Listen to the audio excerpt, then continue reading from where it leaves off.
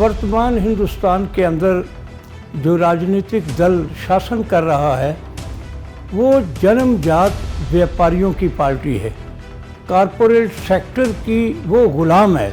जब पार्लियामेंट के अंदर बिल लाया गया तो अफरा तफरी में उस बिल को पार्लियामेंट में पास कर दिया गया। फिर राज्यसभा में रखा गया तो राज्यसभा के अंदर भी बहस नहीं हुई, तो चेयरमैन साहब ने एकदम वॉइस वोट से उसे पास कर दिया। जब उसको पास किया तो 24 घंटे के अंदर अंदर राष्ट्रपति महामहिम ने भी उस पर दस्तखत कर दिए। मेरी समझ में ये नहीं आ रहा है पंजाब हिंदुस्तान के किसान हैं या ये किसी और मुल्क के किसान हैं जिनके लिए कानून बनाया जा रहा है। एक कहावत थी ना जी, एक राजा था भी कोड़े मारता था, कोड़े खाने की आदत पड़ गई है, कोई बोलता नहीं है। इस पर आपका क्या कहना, क्योंकि आपका लंबा सफर रहा है, तजुर्बेकार आप आदमी। प्रजातंत्र के अंदर अगर बराबर के राजनीतिक दल नहीं होंगे तो जो सत्ता में दल होगा वो डिक्टेटर बन जाएगा, मनमानी करेगा और जो वो चाहेगा वो फैसला कर लेगा। D4U न्यूज देख रहे तमाम दोस्तों को दीपक भंडारी का नमस्कार। आज हम आपके सामने एक अलग सब्जेक्ट लेकर आए हैं। आपको ध्यान होगा कई साल पहले जब 1 रुपया तेल की कीमत बढ़ती थी तो कुछ नेता आजकल जो सत्ता में हैं वो प्रदर्शन करने लग जाते थे कि तेल का जो है तेल की कीमतें लगातार बढ़ा रही है सरकार, उनको गरीब जनता का ध्यान नहीं है। लेकिन कभी अब क्या आपका ध्यान गया है कि सरकार किस कीमत पर तेल खरीद रही है और किस कीमत पर लोगों को बेच रही है? इससे सरकार और कंपनियों को कितना फायदा हो रहा है?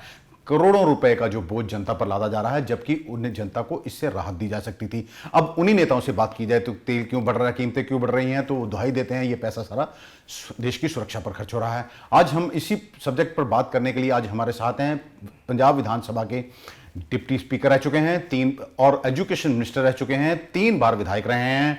लंबा समय इन्होंने राजनीति में जो है इनका सफर रहा है। 20 साल प्रोफेसर रहे हैं ये कॉलेज में, बच्चों को शिक्षा देते रहे हैं। हमारे साथ हैं पूर्व डिप्टी स्पीकर पंजाब के प्रोफेसर दरबारी लाल। हम इनसे बात करेंगे। आज का हमारा सब्जेक्ट है कि आखिरकार सरकार का अब इस पर क्यों जनता को जवाब नहीं देती है। प्रोफेसर साहब नमस्कार, आपका हमारे चैनल में स्वागत है। साहब आपको ध्यान होगा जी, एक समय था जब कांग्रेस की यहाँ सरकार थी, डॉक्टर मनमोहन सिंह प्रधानमंत्री थे, तो 1 रुपए की कीमत बढ़ जाती थी तेल की, यहाँ 2 रुपए बढ़ जाती थी तो हो हल्ला मचता था, लोग आ जाते थे सड़कों पर, नेता आ जाते थे, एक ऑरा क्रिएट कर दिया जाता था, बना दिया जाता था जनता के सामने भी सरकार जो है चोर है। अगर आज की हम बात करें तो क्रूड ऑयल की कीमतें कम हुई लेकिन उसका फायदा जनता को नहीं मिला। इस पर आपका क्या कहना है? इससे पहले कि आज के विषय पर हम बड़े विस्तारपूर्वक गुफ्तगू करें, मैं आपसे कुछ जिक्र करना चाहता हूँ। वर्तमान हिंदुस्तान के अंदर जो राजनीतिक दल शासन कर रहा है वो जन्मजात व्यापारियों की पार्टी है, कॉरपोरेट सेक्टर की वो गुलाम है। उन्हीं के इशारे पर ये सारे काम करती है।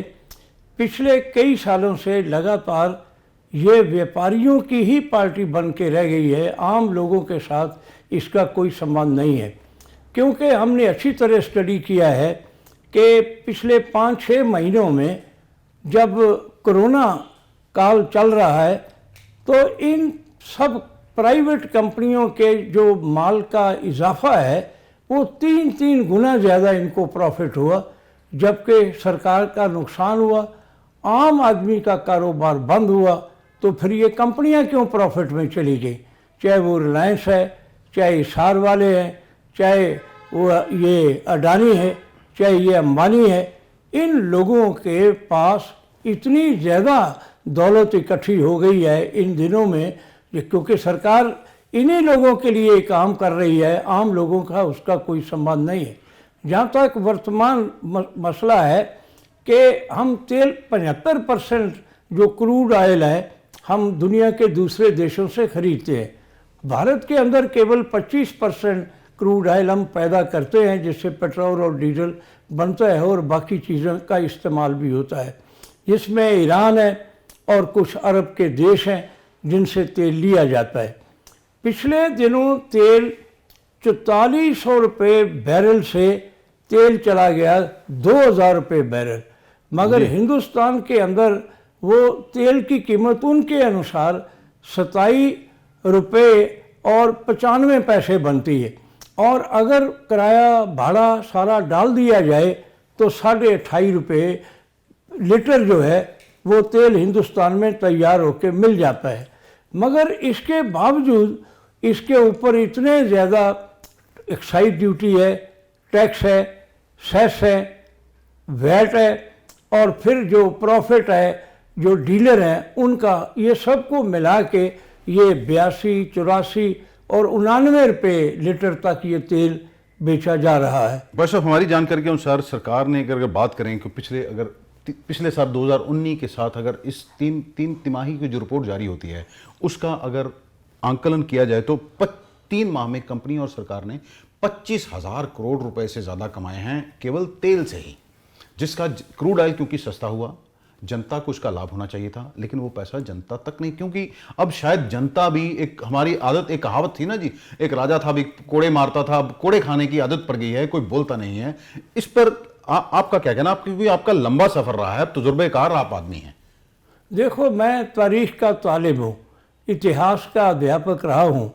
हिंदुस्तान के लोग शुरू से ही इनडिफरेंट रहे हैं, चाहे कोई बाहर का आक्रमणकारी हो या हिंदुस्तान की सरकार ने कोई ऐसा फैसला लिया हो, उसको ये बर्दाश्त करने की आदत इतनी ज़्यादा इनमें पड़ गई है, ये रिएक्ट ही नहीं करते।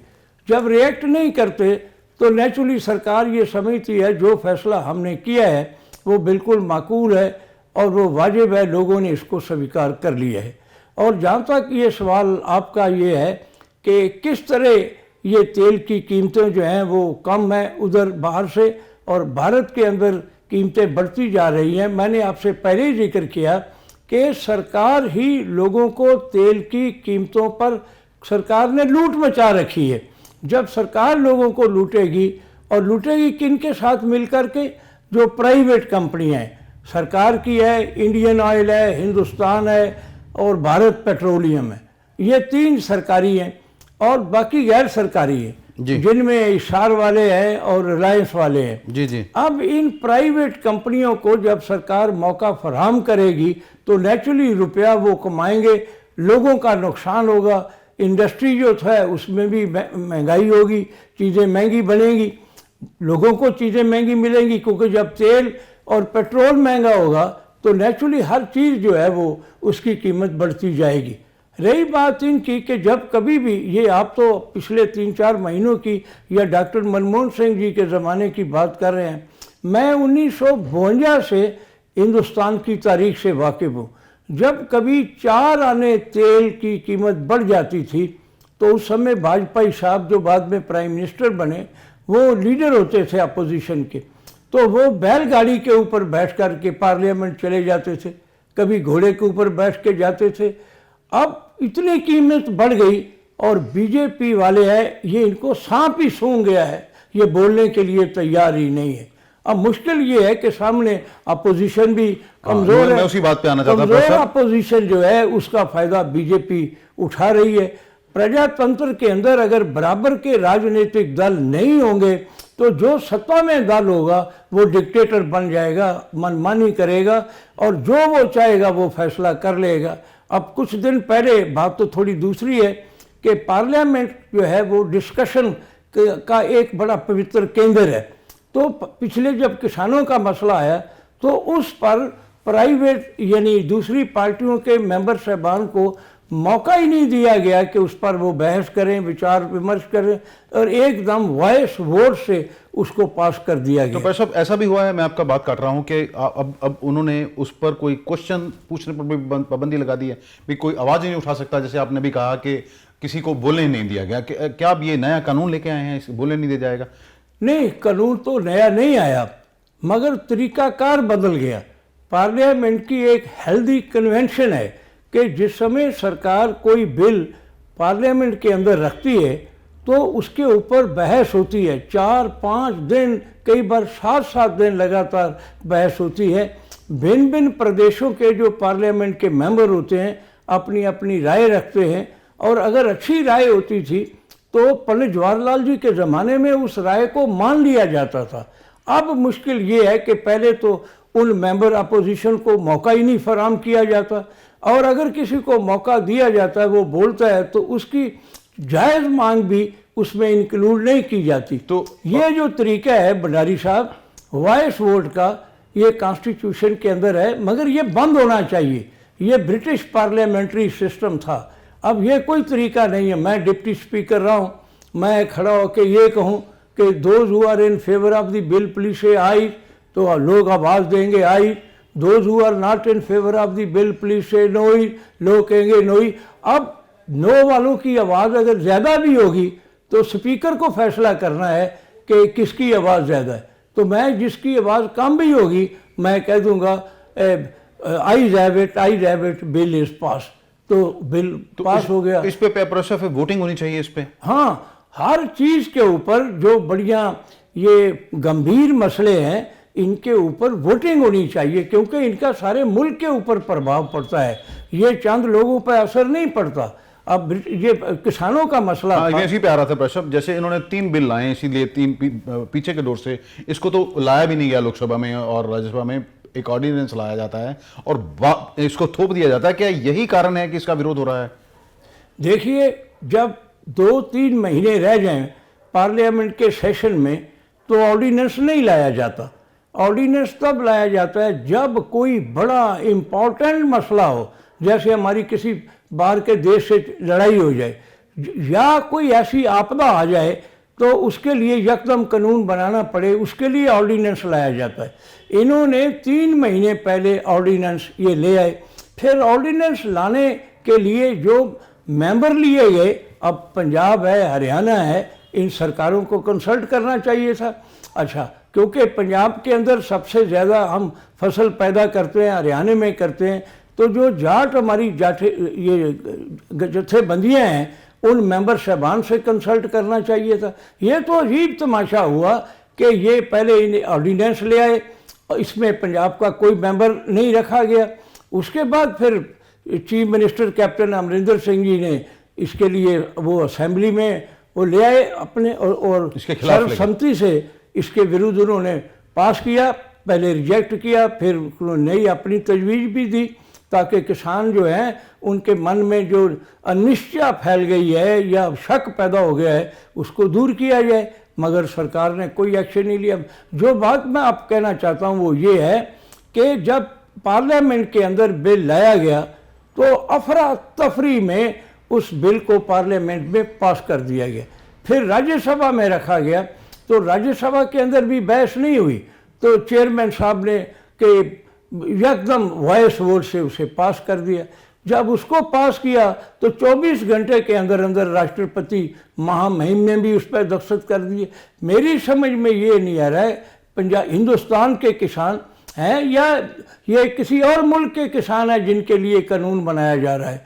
अपने किसान हैं, अपना कानून है, बड़ा सब्र से काम लो, उस पर बहस करो, किसानों से भी सलाह मशवरा करो। तो प्रोफेसर, आपको लगता है जैसे ये आज 64 दिन हो गए लगभग किसान धरने पर बैठे हुए हैं, अब तो वो दिल्ली कूच कर गए हैं, और क्या प्रधानमंत्री ने एक बार उनकी बात सुनना भी गवारा नहीं समझा? क्या आपको लगता है कि हमारा देश जो है एक डिक्टेटरशिप की तरफ जा रहा है?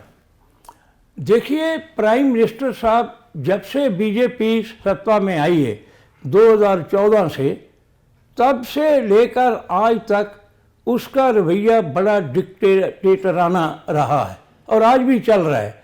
मैं 2 चीज़ों का जिक्र करना चाहता हूँ कि भारत के अंदर जब नोटबंदी की गई पार्लियामेंट से नहीं पूछा गया, कैबिनेट में कंसल्ट नहीं किया गया, हिंदुस्तान के फाइनेंस मिनिस्टर से नहीं पूछा गया, और अकेले प्राइम मिनिस्टर साहब ने आके रात के 8 बजे ये अनाउंस कर दिया कि 500 हज़ार का नोट जो है वो आज से डिमोनेटाइज, इसका कोई हम पैसा देने के लिए तैयार नहीं। उसमें तो लगता है लोगों को ये एक परसेप्शन है कि तब के फाइनेंस मिनिस्टर थे जो अरुण जेटली में जो जिनका स्वर्गवास हो गया, उनकी कंसेंट थी पूरी? नहीं, बिल्कुल नहीं, कोई कंसेंट नहीं थी उनको। देखिए, जिस समय लास्ट मोमेंट के ऊपर 3-4 मंत्रियों को बुलाया गया, उनके मोबाइल भी बाहर रख दिए गए, वो मोबाइल अपने साथ नहीं लेके जा सके, तो प्राइम मिनिस्टर ने उस समय उनको कन्वे कर दिया गया होगा।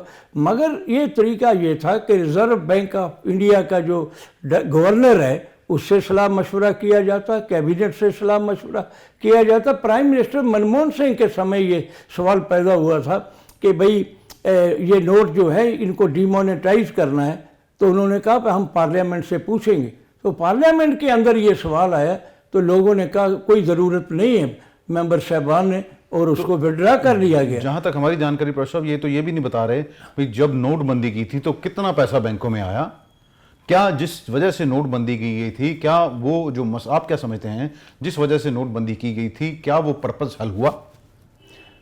देखिए 15,80,000 करोड़ रुपया था, जिसके लिए ये कहा गया कि उसमें 500,000 के नोट के अलावा 100 के नोट भी थे, और ये इसलिए बंद किया जा रहा है क्योंकि टेररिज्म है, इसमें नकली नोट हैं, और दूसरा ये है कि बाहर से रुपया जो है वो आ रहा है इधर। अब काला धन इसको ख़त्म करना है, टेररिज्म को ख़त्म करना है, और वो जो करेंसी फेक करेंसी है उसको ख़त्म करना है। अब आप ज़रा मुझे ये बताइए कि तीनों में से जब बैंकों में पैसे जमा आए तो जितना रुपया इन्होंने कहा पूरे का पूरा रुपया वापस आ गया, तो फिर ब्लैक मनी कहाँ चली गई, फेक करेंसी कहाँ चली गई, टेररिज्म कहाँ बंद हो गया? टेररिज्म भी चल रहा है, जम्मू कश्मीर में भी चल रहा है, और छत्तीसगढ़ महाराष्ट्र के कई एरिया में जो नक्सलाइट हैं वो आज भी कभी ना कभी हल्ला करते हैं और मारते हैं लोगों को। पर साहब एक अगर बात की जाए, एक प्रधानमंत्री नरेंद्र मोदी की ओर से बनाया जाता है prime minister care relief fund, जबकि ऐसा ही एक फंड पहले भी था जब से देश आज़ाद हुआ है, उसके बाद एक बनाया जाता है प्राइम मिनिस्टर। तो इसकी बनाने की क्या ज़रूरत पड़ी, और क्या वो पैसा कहाँ खर्च हो रहा है, क्या जनता को बताया जा रहा है? देखिए ये हिंदुस्तान की तारीख में पहली बार ऐसा हुआ है कि प्राइम मिनिस्टर साहब ने अपना एक फंड बनाया हो और उसके ऊपर किसी भी तरह का किंतु परंतु करने की किसी को इजाज़त नहीं है। रुपया कौन दे रहा है, किस किस सोर्स से रुपया इकट्ठा हो रहा है, किस जगह पर रुपया खर्च किया जा रहा है, ये देश के लोगों को कॉन्स्टिट्यूशन का अधिकार है, मगर वो बताने के लिए तैयार नहीं है। मुझे याद है मुल्क की आज़ादी के बाद 1948 में पंडित जवाहरलाल नेहरू ने ये प्राइम मिनिस्टर रिलीफ फंड जो था इसको बनाया था। वो इसलिए बनाया था क्योंकि रुपयों की ज़रूरत पड़ गई, किसी भी प्रदेश में कोई आपदा आ जाए, मुश्किल आ जाए, बंटवारे के बाद लोगों को बसाना था, कोई कारोबार उनको मुहैया करने थे, और उसके लिए रुपया चाहिए था। इसलिए फाइनेंस के अलावा ये रुपया वहाँ इकट्ठा होता था और वो फिर डिस्ट्रीब्यूट किया जाता था कैबिनेट की मर्जी से, और कई बार प्राइम मिनिस्टर अपनी मर्जी से रुपया दे देते थे। उसके लिए पार्लियामेंट के अंदर उनको हिसाब देना पड़ता था कि प्राइम मिनिस्टर को कितना रुपया आया, किस किस सोर्स से आया, किस किन लोगों ने रुपया अदा किया, किस किस जगह उन्होंने आइटम पर खर्च किया।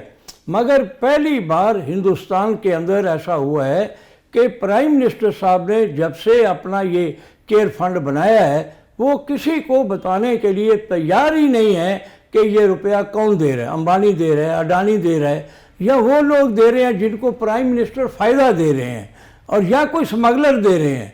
तो रुपया कौन दे रहा है और फिर ये रुपया खर्च किस जगह हो रहा है, कम से कम मुल्क को पता लगना चाहिए। ये हिंदुस्तान के कॉन्स्टिट्यूशन की जो उसकी पावर है, रादर उनका मिसयूज किया जा रहा है। ट्रांसपेरेंसी होनी चाहिए थी, ट्रांसपेरेंसी को खत्म कर दिया गया है। देखिए स्पष्टवादिता, ट्रांसपेरेंसी, एडमिनिस्ट्रेटिव हो, पॉलिटिकल हो, ये होनी चाहिए। डेमोक्रेसी चल ही तब सकती है, अदरवाइज डेमोक्रेसी खत्म हो जाएगी आपकी, और मुल्क के अंदर डिक्टेटरशिप शुरू हो जाएगी। तो वो आपको लगता नहीं है कि कांग्रेस अब जो मुद्दे हैं वो जनता के पास ले जाने में और उन्हें भुनाने में जो है नाकाम रही है? क्या मेरा इसी के साथ जुड़ा हुआ सवाल है, क्या अब जो कांग्रेस की लीडरशिप है वो इतनी सक्षम नहीं रही है कि लोग उस पर विश्वास कर सकें? देखिए जहाँ तक कांग्रेस का सवाल है, इसका बड़ा गोल्डन पीरियड रहा है। कांग्रेस ने मुल्क की आज़ादी के लिए काम किया, देश आज़ाद करवाया। कांग्रेस ने इस देश के विकास के लिए वो बुनियाद रखी जिसका फल आज हम सब खा रहे हैं, और मोदी साहब भी उसका फ़ायदा उठा रहे हैं। मगर इस समय क्या हुआ है कि टोटल मीडिया के ऊपर बीजेपी ने कब्जा कर लिया है। मीडिया वाले किसी भी जगह कोई जहां सरकार भी गलती करती है उसको बताने की बजाय उसके ऊपर लीपापोती करनी शुरू कर देते हैं। रही बात लीडरशिप की, कांग्रेस के अंदर आज भी लीडर मौजूद हैं, कोई लीडरशिप की कमी नहीं है।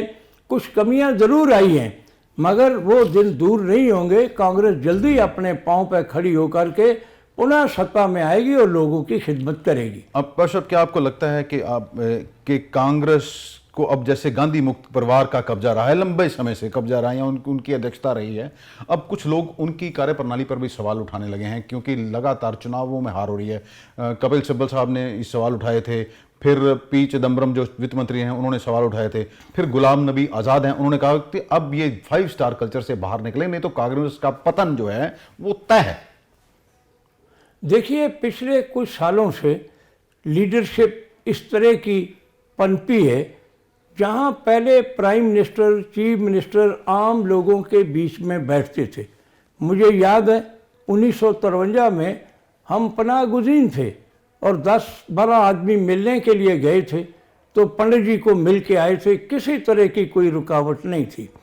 पंडित जी अमृतसर आए, सर्किट हाउस में ठहरे तो पंडित जी को किसी के घर में जाना था खाना खाने के लिए, तो अमृतसर के प्रेसिडेंट ने हिंदुस्तान के वज़ीर आज़म को ये कहा कि प्रधानमंत्री जी, अगर आप किसी 10 नंबरिए के घर जाके खाना खाएंगे तो आम लोगों के ऊपर इसका क्या प्रभाव पड़ेगा। उन्होंने उसी समय एसएसपी को बुलाया, भाई पहले ये बात क्लियर करो फिर मैं जाऊंगा। यानी जो हमारी पार्टी थी वो प्रभावशाली थी, गवर्नमेंट प्रभावशाली नहीं थी। पार्टी की मर्जी के मुताबिक गवर्नमेंट चलती थी। पिछले कुछ सालों से गवर्नमेंट के ऊपर पार्टी डिपेंड हो गई है। जब पार्टी डिपेंड हो जाएगी तो पार्टी कमज़ोर हो जाएगी।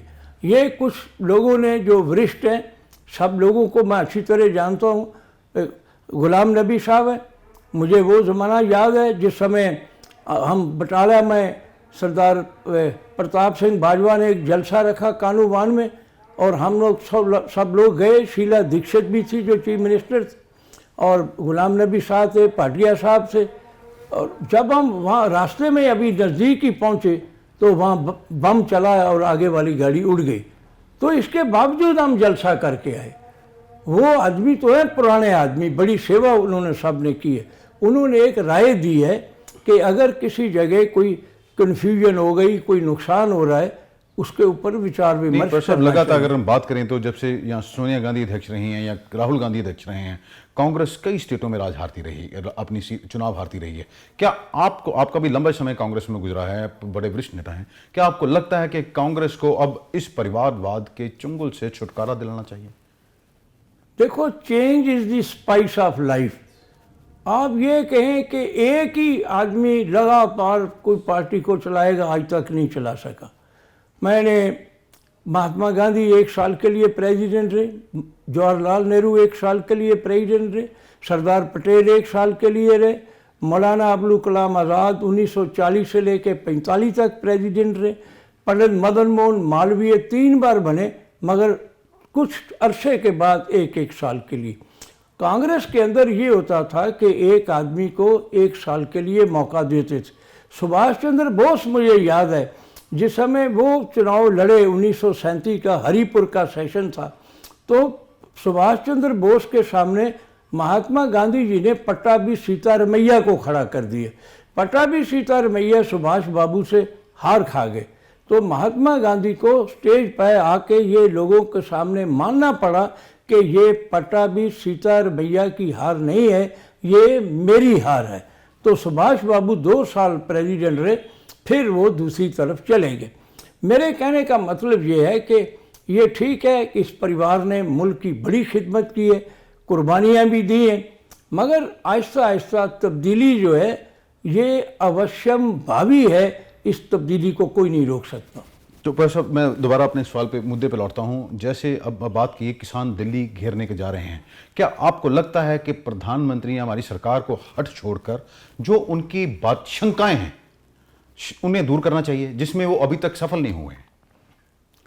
देखिए, पहली बात तो ये है कि ऐसा कानून बनाने से पहले किसानों से सलाह मशवरा करना बड़ा ज़रूरी था।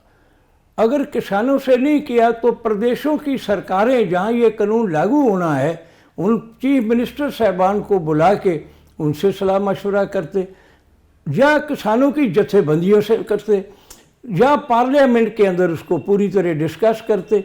उन्होंने किसी भी ऐसे साधन का इस्तेमाल नहीं किया। ये हुआ क्या है कि जो कारपोरेट घराना है उन्होंने ये कानून बना के सरकार को दे दिया, सरकार ने उसको लागू कर दिया। जैसे जीएसटी है, मैं 2 बार फाइनेंस मिनिस्टर साहब को मिला हूँ। मैंने उनको कहा कि कैप्टन अमरिंदर सिंह जी के समय मैं ये जो वैट जब लागू हुआ था, मैंने वैट को अच्छी तरह स्टडी किया था कि ये वैल्यू एडेड टैक्स जो है ये किस तरह चलाया जा सकता है, क्योंकि एक नई चीज़ थी। तो मैं ये समझता था कि टैक्स का जो बोझ है वो व्यापारियों के ऊपर, उद्योगपतियों के ऊपर इतना ज़्यादा ना हो कि उनका कारोबार ही तबाह हो जाए। उसका नतीजा ये हुआ कि हमने चाय के ऊपर टैक्स ख़त्म कर दिया, वैट। हमने कंबल, जो शॉडी का कंबल है, उस पर टैक्स माफ़ किया। इसी तरह जो शाल है वो इंडस्ट्री हमारी बर्बाद हो जाती है अगर टैक्स लगाते। चाय पे इसलिए किया कि अगर चाय का माल, चाय यहाँ से जम्मू कश्मीर जाती है, यहाँ से अगर टैक्स लग जाता तो वो लोग डायरेक्ट सिलीगुड़ी से, गुवाहाटी से, कलकत्ते से या कोचीन से चाय खरीद लेते। हमने अपनी मार्केट को बचाने के लिए टैक्सेशन सिस्टम को ठीक किया। तो मैंने उनको ये बताया कि ये जीएसटी जो आप ला रहे हैं इसके ऊपर अभी टाइम लगाइए, इसको सोच विचारिए, इतना ज़्यादा टैक्स ना लगाइए, ना इसको इतना कॉम्प्लिकेटेड बनाइए, ना ये खर्चीली बने। इससे लोग परेशान होंगे, कारोबार तबाह होगा, सरकार की आमदन भी कम होगी। मगर क्योंकि वो गवर्नमेंट का अपना असर होता है तो वो भी कुछ किसी प्राइवेट कंपनी का बना हुआ था। जीएसटी सरकार ने नहीं उसको बनाया, वो उनको बना के दिया, उन्होंने उसको लागू कर दिया। ये कुल मिलाकर अगर पैसा बात की जाए तो जो सरकारें हैं इस समय कॉर्पोरेट घरानों के कहे अनुसार या जो उनके फायदे के लिए काम कर रही है, जबकि उसे काम जनता के फायदे के लिए करना चाहिए। मैं छोटा सा जिक्र करता हूँ। 64 दिन हो गए।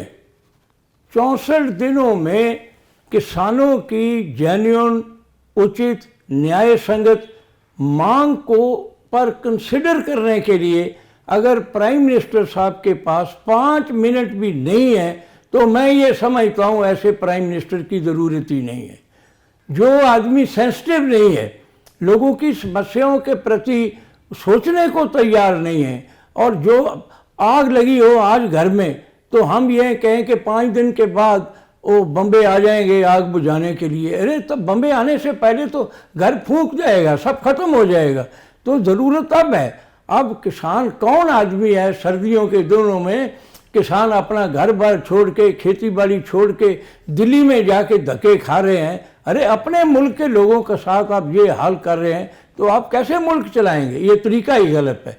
मैं ये समझता हूँ कि प्राइम मिनिस्टर साहब को ज़ाती तौर पर इसमें दखल देना चाहिए, बिना देरी किसानों के साथ बात करनी चाहिए और इसका मसला हल करना चाहिए। अगर किसानों को ये नहीं पसंद है तो वो उसको ख़त्म करो। है इसमें क्या है? अपना देश है, हमने कानून बनाया है, हमने इसको हम वापस भी ले सकते हैं। ये कोई इंटरनेशनल लॉ तो है नहीं, ना यूएनओ ने हमारे ऊपर लादा है। तो प्राइम मिनिस्टर को सेंसिटिव होना चाहिए और लोगों की समस्या का समाधान करना चाहिए। मगर मैं ये सच आपको कहता हूँ, एक इतिहास का विद्यार्थी होने के नाते, जब से बीजेपी आई है इसने देश के अंदर समस्याओं का अंबार खड़ा कर दिया है। समस्या पे समस्या, समस्या पे समस्या। अपना डॉक्टर मनमोहन सिंह के समय जो लोग खुशहाल थे, इतना कारोबार था, आज क्यों नहीं कारोबार? दुकान पर बैठे रहो सारा दिन, मुश्किल से 2 या 3 गाहक आते हैं। प्रोफेसर, लेकिन उनका कहना है कि देखिए हमने अपनी सीटें 300 से बढ़ा ली हैं, इसका मतलब जनता हमें हर जगह जिता रही है, हमें समर्थन दे रही है, वो हमारी नीतियों का समर्थन कर रही है। नहीं, नीतियों का कोई सरकार समर्थन नहीं करी।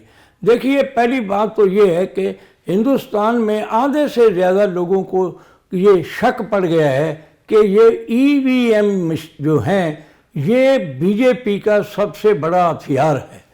और जब तक ईवीएम से इलेक्शन होगा बीजेपी को कोई हरा नहीं सकता। इसके लिए बैलेट पेपर जो हैं वो चाहिए, वो सबसे बेस्ट है, उसका पता चल जाता है। और जहाँ तक ये सवाल है ईवीएम का, मैं आपको बता दूं, जब ये शुरू हुआ था ईवीएम का, मैं एक दुकान पर गया, उस आदमी को मैंने आपके पास कंप्यूटर है, अब जो मैं कहूँगा ये मशीन करेगी? उसने मुझे कहा करेगी। मैं चशमदीद गवाह हूँ। तो मैंने कहा कि तुमने 10 वोट इस तरह बनाने हैं कि 6 वोट कांग्रेस को जाएं, 3 अकालियों को जाएं और 1 बीजेपी को जाए। उसने 10 मिनट लगा के मशीन को ठीक कर दिए और फिर मैं 3 बटनों में से जहाँ जहाँ भी दबाता जाऊँ, जब रिजल्ट आखिरी आए तो वो जैसे मैंने कहा था उसके मुताबिक आ जाए। मतलब इसमें गड़बड़ी पूरी हो रही है। अभी तो अकाल तख्त के जथेदार हरप्रीत सिंह की ओर से भी कहा गया, उन्होंने भी कहा है कि ईवीएम की सरकार है केंद्र में, इसे हटाना चाहिए। आप उसका समर्थन करते हैं? देखिए, ईवीएम एक ऐसी मशीन है जो बड़ी सेंसिटिव है और वो आपके हिसाब जिस जैसे आप उसको सेट करेंगे वो वैसे चलेगी। जैसे आपका मोबाइल है, आप मोबाइल से एसी चला सकते हैं, आप मोबाइल से ये जो टेलीविज़न चला लेते हैं। मोबाइल कैसा है उसमें सेट कर लेते हैं कोई पुर्जा। मतलब ये तो इसका बहुत बड़ा हथियार बन चुका है बीजेपी का ईवीएम मशीन है। बिल्कुल, मैं इसका समझता हूँ। ये पेट्रोल पंप वाले हैं तो ये इनका आदमी वो छोटा सा मोबाइल लेके अपनी जेब में डाल के दबाता जाए। 100 लीटर किसी ने लेना है तो ऊपर 100 लीटर आ जाएगा, पेट्रोल जाएगा 90 लीटर, वो 10 लीटर पेट्रोल ही कम हो जाएगा। सब आपने बड़ी अच्छी बातें करी। अब हम बात करेंगे अगर पंजाब में कांग्रेस की, तो पंजाब की कांग्रेस जो वायदे करके सत्ता में आई थी, क्या वो वायदे पूरे कर पाई जनता से? देखिए, उसमें से कुछ वायदे तो उन्होंने बड़े खूबसूरत तरीके से पूरे किए। सरकार पीछे नहीं हटी। सरकार की फाइनेंशियल पोजीशन शुरू से ही बड़ी ख़राब थी। अब 2.5-3 लाख करोड़ रुपया वो अकाली बीजेपी सरकार छोड़ के गई है। अब बताइए, उसका कर्ज अदा करना है, उसके ऊपर ब्याज भी पड़ना है, बाकी बैंकों से पैसे लिए हैं वो भी अदा करने हैं। पंजाब में बिजली माफ़ है, पानी के बिल माफ़ है, शहरों के अंदर जो हमारा शेड्यूल कास्ट सेक्टर है उनको माफ़ है। तो सरकार की आमदनी के साधन कम है। ज्यों ज्यों साधन बनते जा रहे हैं त्यों त्यों सरकार सारी चीज़ों को खूबसूरत तरीके से सरअंजाम दे रही है। उन्होंने मोबाइल भी बांटे, सभी एमएलए साहबान ने अपने अपने इलाकों में मोबाइल दी। मैं प्रश्न आपकी बात काट रहा हूँ। जैसे आपने कहा कि 2-2.5 लाख करोड़ रुपए का कर्जा पंजाब पे चढ़ा हुआ है। एक आम आदमी तो हर चीज पे टैक्स देता है, तो फिर ये कर्जा कैसे चढ़ गया पंजाब के ऊपर? अगर चढ़ गया तो इसके लिए कौन लोग जिम्मेदार हैं? हम तो जिम्मेदार नहीं है ना जी। मैंने सत्ता नहीं की, मैं मंत्री नहीं रहा, मैं सरकार में नहीं रहा, एक कॉमन मैन नहीं रहा, तो उसके लिए तो सरकारें जिम्मेदार हैं। क्या सरकारों को अपनी नीतियां बदलनी होगी? देखिए, इसमें टेररिज्म से पहले पंजाब सरकार के ऊपर कोई कर्जा नहीं था। मैं तब एमएलए था 1980 में। जिस समय टेररिज्म शुरू हुआ, यहाँ सीआरपी आई, फौज वाले आए, तो सरकारों को पैसा ज़्यादा खर्च करना पड़ा क्योंकि उनके पैसे अदा करने पड़ते हैं। वो रुपया जो था धीरे धीरे बढ़ता गया।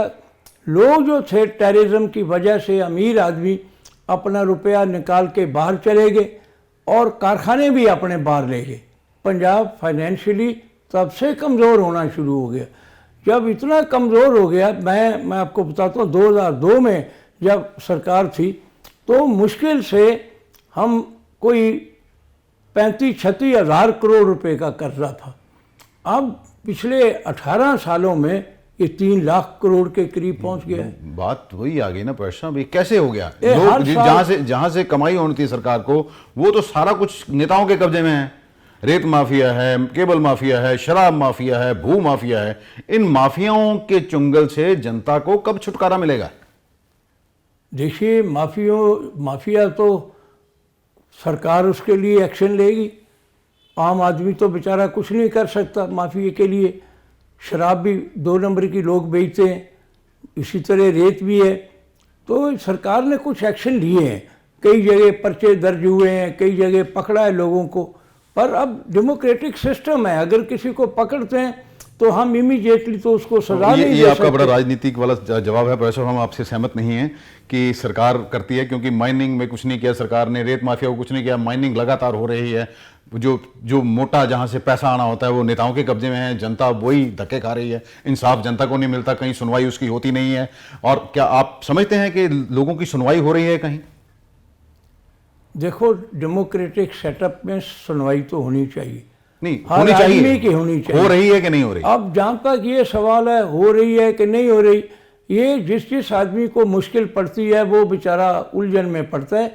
दरअसल जो सिस्टम अंग्रेज़ों ने हिंदुस्तान के लिए बनाया, वो सिस्टम जो है आहिस्ता आहिस्ता कोलैप्स करता जा रहा है।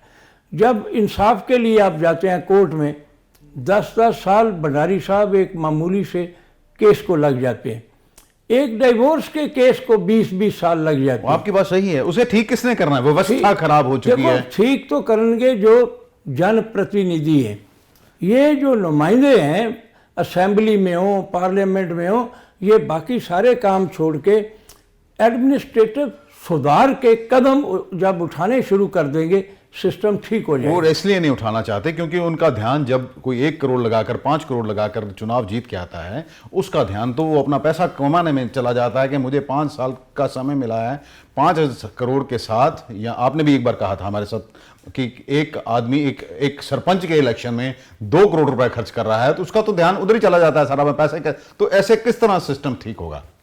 देखिए, इसमें आम लोगों को कोऑपरेट करना होगा।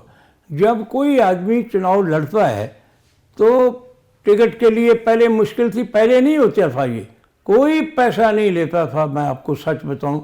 और ये देखा जाता था ये वर्कर है, लोगों में पॉपुलर है, लोगों की समस्याओं का समाधान ढूंढता है, दिन रात काम करता है, इसको बुला के टिकट दे दी जाती थी। जब से मायावती ने ये धन इकट्ठा करना शुरू किया तो टिकटों के बदले में, टिकटें देने के बदले में, हाँ, तो उसका नतीजा ये हुआ, दूसरी पार्टियों को भी आदत पड़ गई, उन्होंने भी, कई पार्टियों के लोगों ने लेना शुरू कर दिया। तो जब रुपया टिकट लेने के लिए अदा करना पड़ेगा 2-3 करोड़, फिर जब चुनाव लड़ने के लिए आएगा, लोग शराब डिमांड करेंगे, पैसों की डिमांड करेंगे, यहाँ तक कई जगह पर पुड़ियों की डिमांड लोग करते हैं। यानी कोई अफीम मांगता है, कोई पुकी मांगता है। ये सारा मालवा जो है वो पुकी पीता है। आप ज़रा देखिए, दांत भी ख़राब हो जाते हैं, मगर बड़ी पुकी आती है उधर। तो जिस समय ये चीज़ें होंगी तो उसके लिए तो लोग जिम्मेदार है ना। जब मैं चुनाव लड़ता हूँ तो कोई मुझसे पैसे मांगेगा, तो नेचुरली जब मैं इधर उधर करके उसको दूंगा, तो जब एमएलए बन जाएगा कोई आदमी, तो फिर वो पैसे तो इकट्ठे करेगा, आप उसको कैसे रोक सकते। इसलिए लोगों को भी सुधार अपने आप में करना चाहिए, तब जाके एक स्वस्थ प्रजातांत्रिक प्रणाली को हम बना सकते हैं। प्रोफेसर, एक मेरा अंतिम सवाल है आपसे, क्या आप दोबारा सक्रिय राजनीति में आएंगे? देखिए, मैं तो हमेशा ही बेड़ी में बैठा होता हूँ, बेड़ी डोलती रहती है और मैं भी देखता रहता हूँ किस तरफ जाती है, तो देखते हैं क्या होता है आगे। अच्छा, अगर आपको कांग्रेस टिकट नहीं देती है, अब देखिए 4 पार्टियां आएंगी पंजाब में चुनाव लड़ने के लिए, कांग्रेस के अलावा कांग्रेस, अकाली दल, श्रोमणी अकाली दल, भाजपा और आम आदमी पार्टी। अगर कांग्रेस आपको कहीं से टिकट नहीं देती है तो क्या, और दूसरी पार्टी आपको ऑफर करती है, तो क्या आप चुनाव लड़ेंगे? देखो, कुदरत का एक असूल है, जब एक नाक बंद हो जाता है तो ईश्वर दूसरी नाक खोल देता है। ये कभी कभी नहीं रहती। एक कर्मशील आदमी के लिए मैदान हमेशा खुला रहता है। इसलिए मैं अब भी काम करता हूँ, मैं आई एम फिजिकली फिट, काम करने के काबिल हूँ, लिखता हूँ, पढ़ता हूँ, लोगों को मिलता हूँ, जो भी सरकार के काम होते हैं वो करता हूँ। जो लोग आते हैं मुख्यमंत्री जी के पास, जो काम होते हैं, मैं आपको सैकड़े चिट्ठियाँ दिखा सकता हूँ जिसका जवाब मुख्यमंत्री जी देते हैं और हम उन लोगों को आगे कन्वे करते हैं कि आपका काम हो गया। तो जब मैं अब एक्टिव हूँ तो अब तो फिर उम्र दराज ज़रूर हूँ, फिर वक्त देखेंगे क्या होता है। धन्यवाद हमारे साथ बात करने के लिए। ये थे पूर्व डिप्टी स्पीकर विधानसभा पंजाब के प्रोफेसर दरबाई लाल। इन्होंने स्पष्ट कहा है कि यदि कच्चा तेल सस्ता होता है तो उसका फायदा जनता को मिलना चाहिए, ना कि सरकार को उस और कंपनियों को, प्राइवेट कंपनियों को उसकी कमाई देनी चाहिए। जिस तरह पिछली तिमाही रिपोर्ट में करोड़ों रुपए की कमाई सिर्फ तेल से ही हुई है केंद्र सरकार को। इनका यह भी कहना है कि केंद्र प्रधानमंत्री नरेंद्र मोदी को एज ए डिक्टेटर काम नहीं करना चाहिए, उन्हें किसानों की बात सुननी चाहिए। अगर किसानों की बात में कुछ दम है तो उसे सुना जाए और कानून को रद्द किया जाए। अगर उनमें दम नहीं है तो कांग्रेस तो उनको समझाया जाए किसानों को, आपके ये फायदे में कानून है। अगर कहीं ना कहीं जो कम्युनिकेशन गैप बना हुआ है, 14 दिनों से किसान हड़ताल पर हैं, वो कहीं कहीं खत्म होना चाहिए, क्योंकि इससे देश का नुकसान हो रहा है। पंजाब की राजनीति की बात इन्होंने करी है कि जब तक लोग नहीं सुधरेंगे, हमारे नेता सुधरेंगे नहीं, पैसा लेकर वोट मत दो, क्योंकि वो बाद में नेता आपका ही खून चूसने लगते हैं। इन्होंने अपनी भी मंशा जता दी है, अगर कांग्रेस टिकट नहीं देगी तो फिर एक रास्ता बंद होता है तो भगवान दूसरा खोल देता है। यानी ये चुनाव लड़ेंगे, हम भी इन्हें शुभकामनाएं देते हैं, ये जिस भी पार्टी से चुनाव लड़ें, क्योंकि बड़े सूझवान नेता हैं। इनकी विजय हो। अमृतसर से D4 न्यूज़ के लिए दीपक भंडारी की खास रिपोर्ट।